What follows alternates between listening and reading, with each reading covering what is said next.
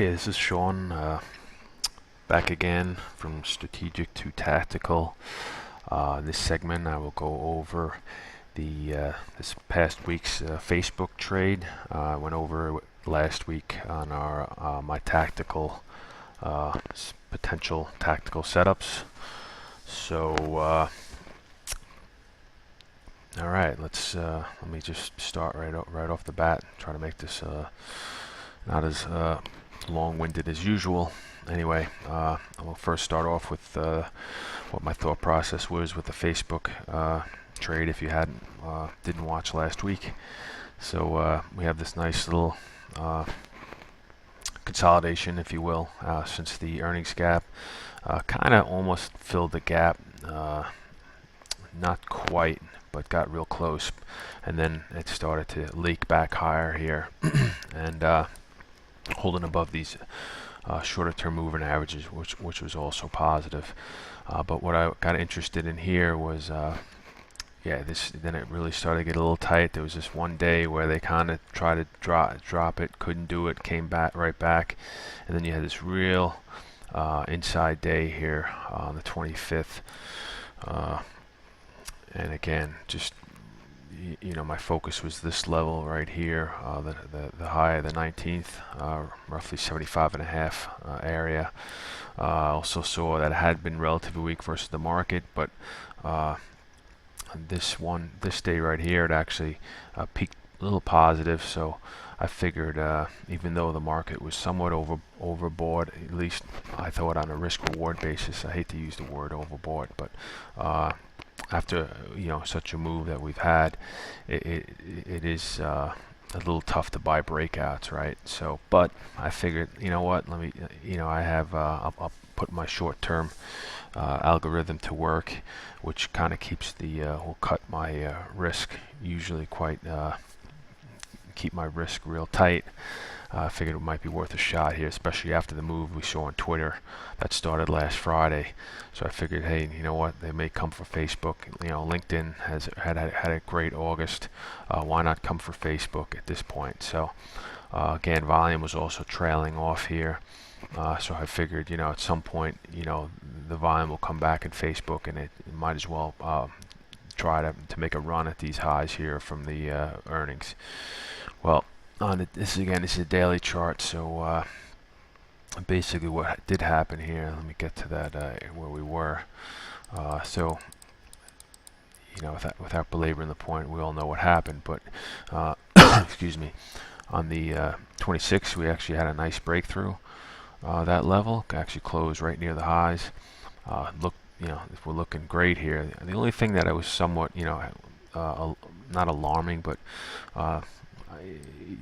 ideally we want to see the volume kind of peak on a breakout move. It was up a little bit, but really not much. Didn't even get above its moving average, volume moving average. At the time, I think I had just attributed it to, well, it's a holiday week, coming into a holiday, not much people involved. Hey, if price goes higher, price goes higher. It is what it is. Again, relative strength, it definitely was a lot stronger at that point. And again, we know what happened. Some fundamental shop came out and downgraded it. And let me, I actually did a video on, the strategy.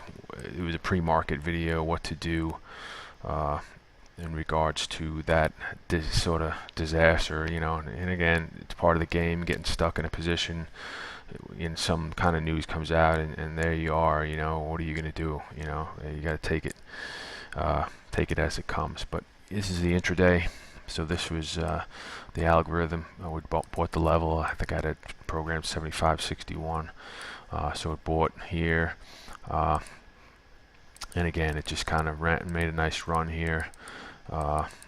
And then, of course, the rest is history. Came in the next morning, I don't know, 70 cents or so lower.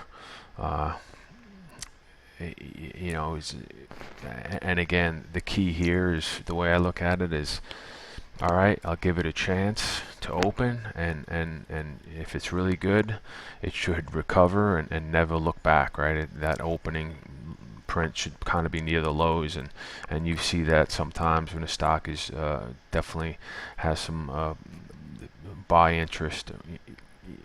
You know, even though it's got bad news, the thing will still react positively. Sort of what I was hoping for here in Facebook. But at the same point, you have to be ready for it being the other way. That, you know what, everyone got long here, or whatever, the shorts covered, and there's no one left really to be buying this thing. This fundamental news is actually going to be the start of a down move.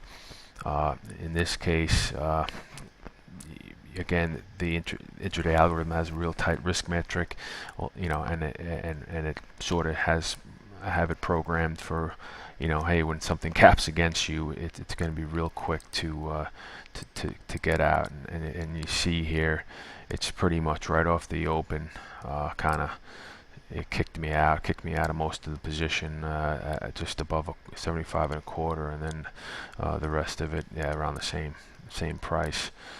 Even though it did make a quick move to the halves, it didn't quite make it, and then they kind of crapped it pretty hard, and that's where the volume came in too. And you see down here, volume came in on the sell side. Again, going back to the volume on the daily, this is my volume ratio, and on the day of the breakout, you didn't have any. You know, usually when I have a good amount of volume in the stock, you know, like over here, you know, breaks above a ratio of 1, and you know, we get these nice little colors in here, and throughout this breakout we didn't have that at all, and that's usually sort of a warning sign to a breakout. But again, you know, it'll still take the trade. It just wouldn't reload if I did get stopped out on this day, unless we had the volume. But anyway, the rest is history. It kind of opened, made a half-hearted attempt, couldn't go anywhere, and it just crapped it kind of the rest of the day. Actually, briefly went up above 75 here. I actually thought at this point, hey, we're going to go back here. I actually bought a small position, not with the algorithm, just instinctively on my own when they popped above the 75s. And I covered them, you know, right below. I think it was 74.94. I said, you know what, that level 74.94 should hold. Didn't hold. Think, you know, continued then lower. I think it even traded lower the next day. Although it did have a nice recovery today, Friday. But anyway, that's the Facebook trade in a nutshell. You know, the tactical trade took my lumps, but you know what, it could always be worse, and you need to. The key is to always protect when things go wrong, and have a game plan when things go wrong, more so than when they go right. So that's all I got on this. Thanks for watching.